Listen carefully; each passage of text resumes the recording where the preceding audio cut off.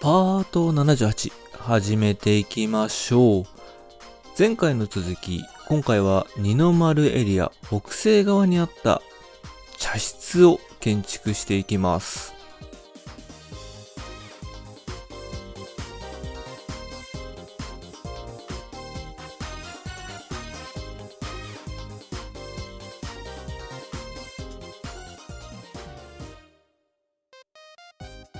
早速始めていきましょう。茶室を建築する前に、まずは堀に面して建てられていたお船小屋から作っていきたいと思います。土台となる柱から建てていきましょう。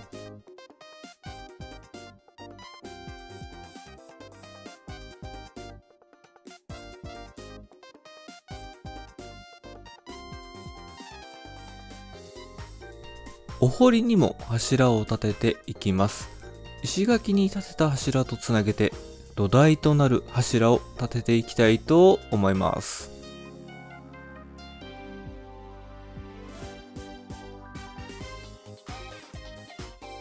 土台部分が出来上がってきましたね。石垣部分も黒カシに変えていきます。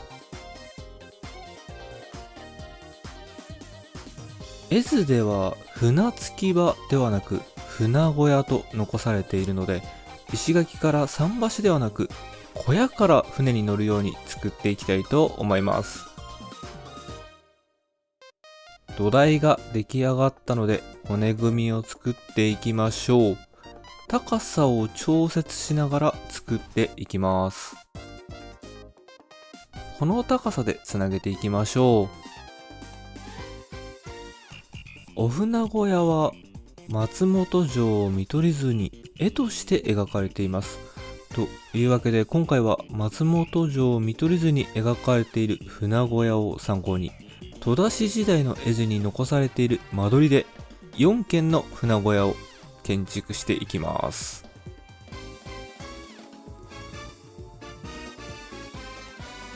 骨組みが出来上がったので垂木を作っていきましょう。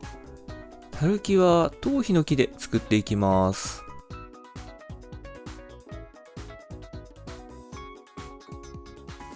今回の建物は短い辺が偶数なんですよね。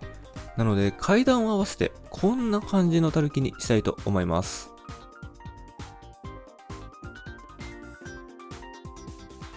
屋根を作っていきましょう。垂木の外側に頭皮で屋根を作っていきます。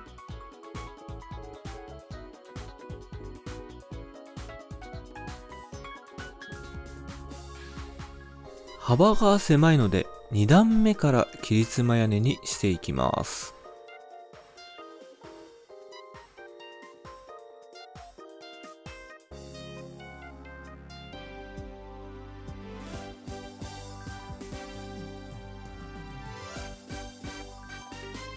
ハフには黒カシで格子を入れておきます。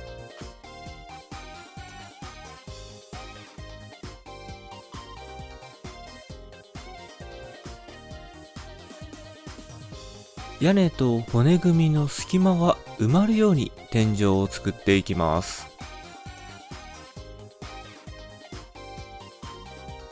ここには梁を入れておきましょう。こんな感じで天井を作っていきたいと思います。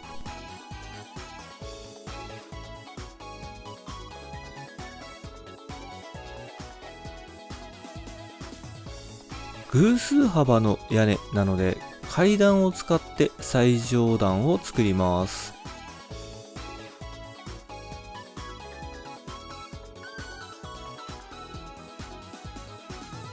船に乗る場所を作っていきましょう。土台の柱の上に木の板を通していきます。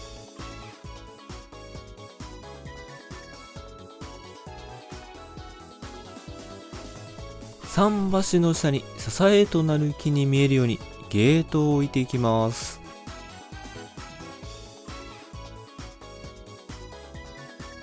これで船小屋の完成ですね。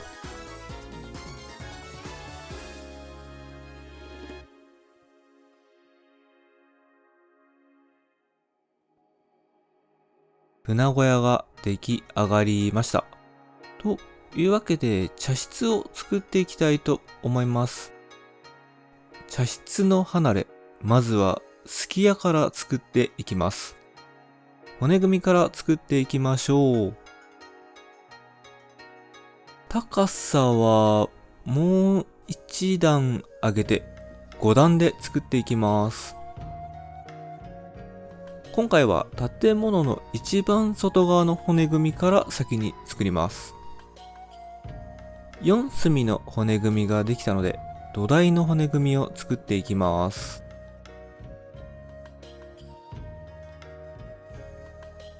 目安のシーランタンが隠れてしまうので代わりに柱を置いておきます。こちら側も置いておきましょう。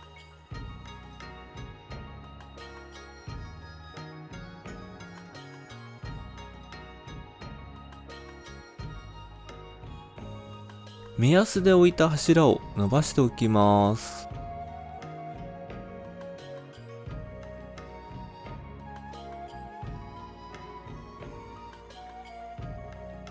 この部分には窓が入るので柱を通しておきましょう。ここで部屋と通路を仕切りたいので仕切りとなる柱を置いていきます。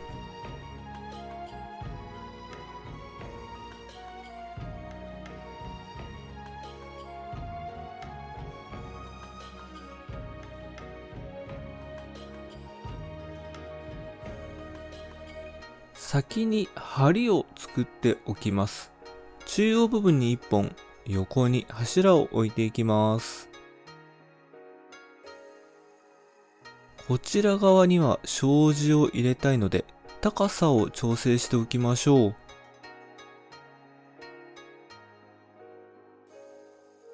骨組みが完成しました。床を作っていきましょう。頭皮のハーフブロックで床を作っていきます。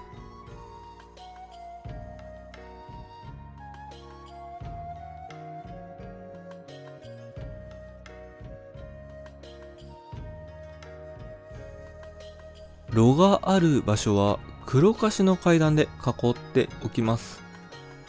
この砂利は後で持っていきましょう。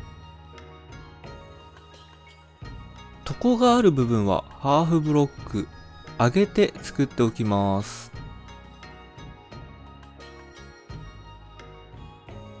壁を作っていきましょう。白漆喰で壁を作っていきます。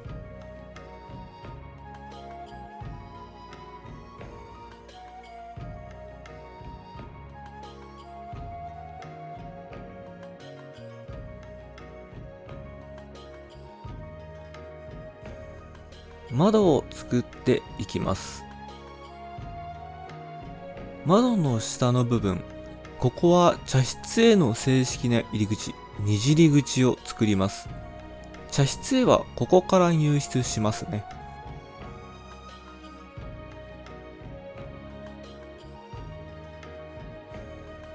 壁が出来上がりました。というわけで内装を作っていきましょう。まずはですね。砂利に変えておきます。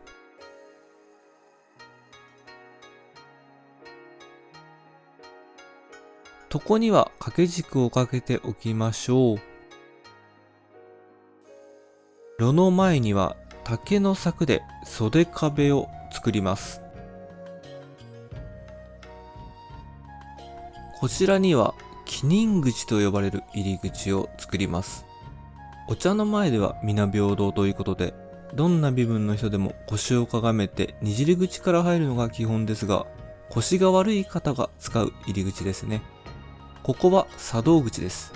亭主の入り口は茶道口といって、客人と鉢合わせになることがないように別の通路から入るようになっていました。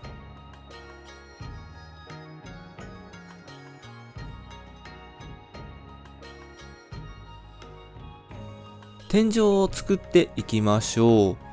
少し傾斜のある天井を作ります。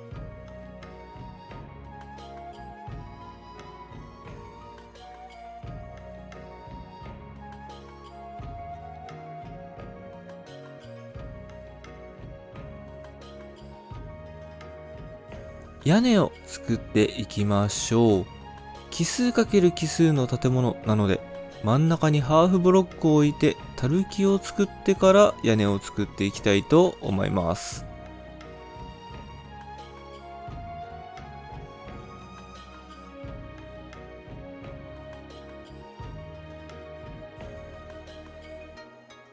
4段目から切り妻を作っていきます。コマと呼ばれる4畳半以下の茶室の屋根の最上段は、かやぶきを木材で補強しているものが多いので、今回は黒樫で表現していきます。すき家が完成しました。というわけで、母屋である茶屋も作っていきたいと思います。まずは骨組みからですね。正面は4マスの高さで作っていきます。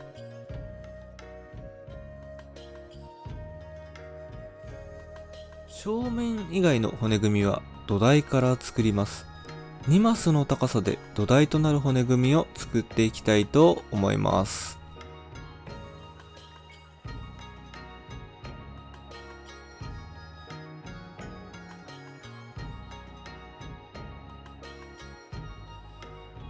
土台の骨組みができたので床を作っていきましょう。頭皮のハーフブロックで床を作りながら壁を白漆喰で埋めていきます。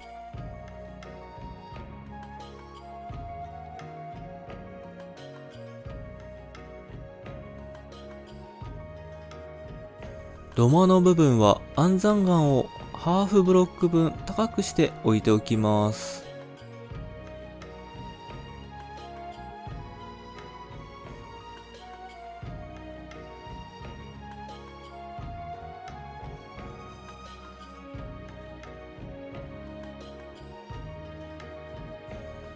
床が出来上がりました。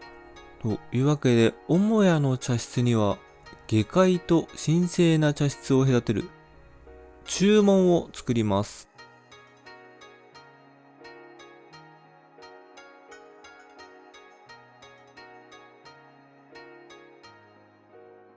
中門を入った先にも待合を作ります。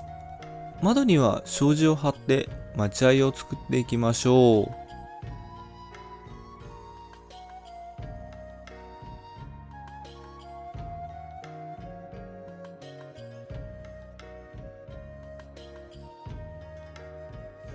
入り口部分が完成したので、茶室部分の骨組みも作っていきたいと思います。扉が入る部分の高さを調整しながら、合わせて外壁も作っていきます。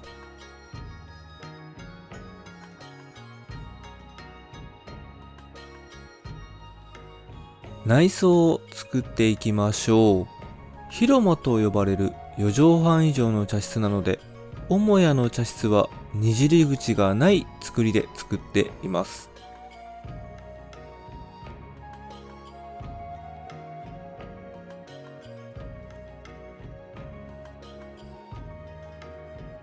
亭主が座る手前が広く取れたので、お茶の道具がしまわれている銅庫も作っておきます。養蜂箱で再現していきます。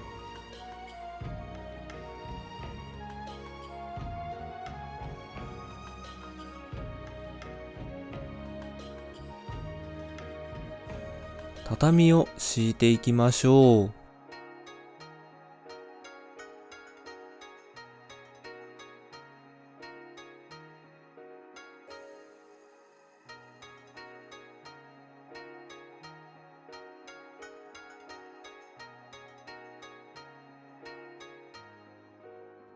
天井を作っていきます。亭主が座る側は低めの天井を作ります。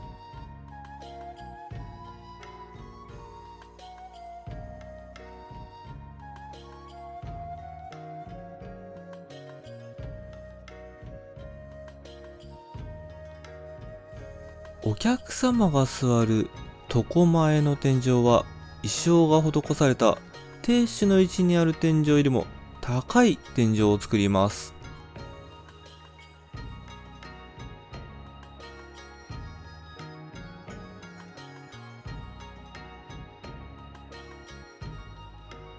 屋根を作っていきましょう。母屋も奇数×奇数の建物なので、ハーフブロックを真ん中に置いた形でたるきを作っていきます。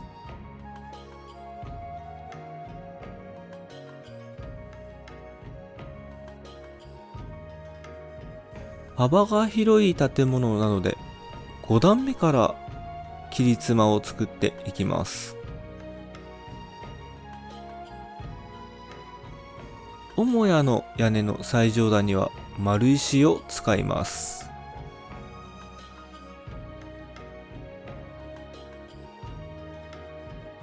縁側を作っていきたいと思います。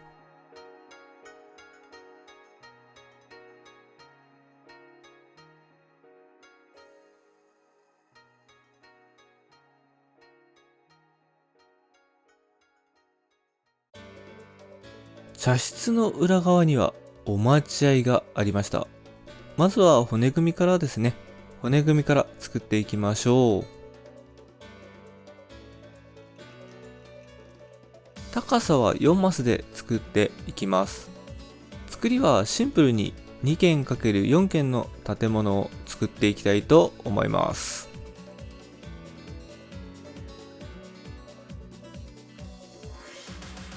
先に梁を入れておきましょう。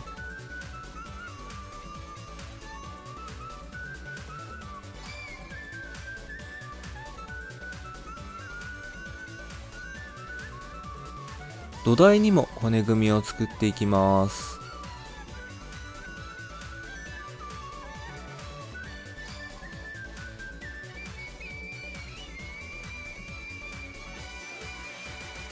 床を作っていきましょう。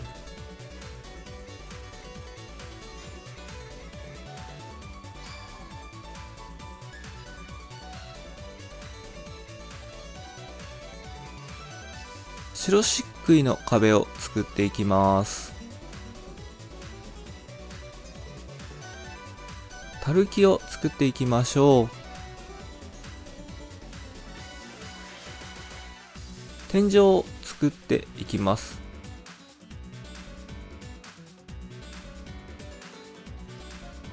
少し傾斜のある天井にします。屋根を作っていきましょう。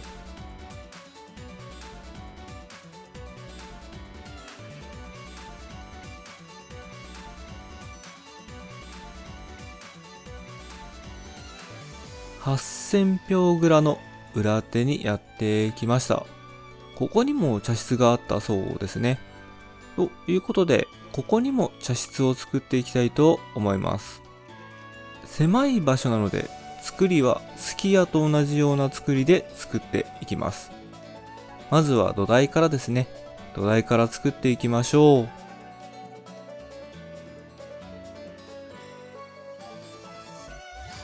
今回作成した茶室のうち、4畳半の駒と呼ばれる茶室は、武者小路千家半方案を参考にしています。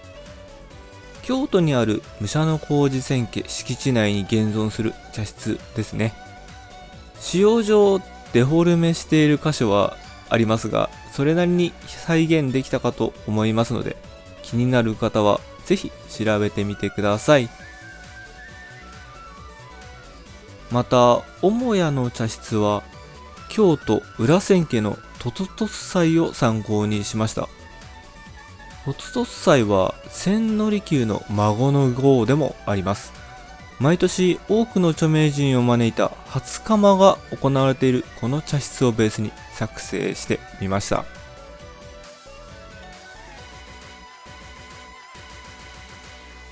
内装を作っていきましょう。この茶室は庭園を眺めながらのんびりする場所ということで、にじり口を作っていません。縁側を作っていきます。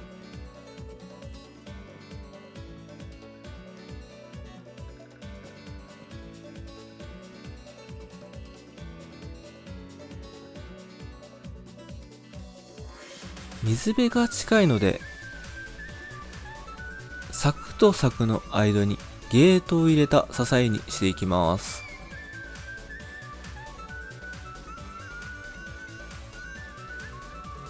水はけ用の溝も作っておきましょう。縁側から入る階段を設置します。前回クォーツが足りなくて建築できなかったもみ蔵を建てていきます。蔵の作りは今まで作った蔵と全く同じ作りで作っていきます。